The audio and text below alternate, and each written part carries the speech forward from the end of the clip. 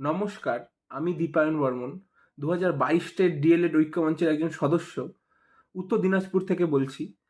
পর্ষদ সভাপতির আমাদের সাথে যেভাবে দীর্ঘদিন ধরে যে অন্যায় করে আসছে এবং তা পুরোপুরি সরকারের সদিচ্ছার অভাবে, তা আজ সহ্য করার মতো নয়।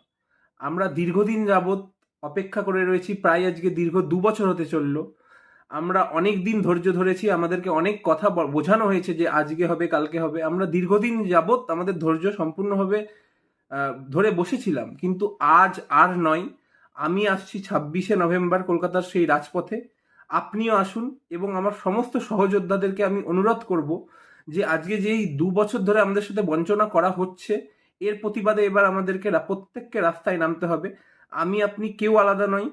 প্রত্যেকে 50,000 শূন্য পদের দাবিতে আমরা কলকাতা রাজপথে 26শে নভেম্বর আসবো এবং আমাদের দাবি তুলে ধরবো। তো প্রত্যেককে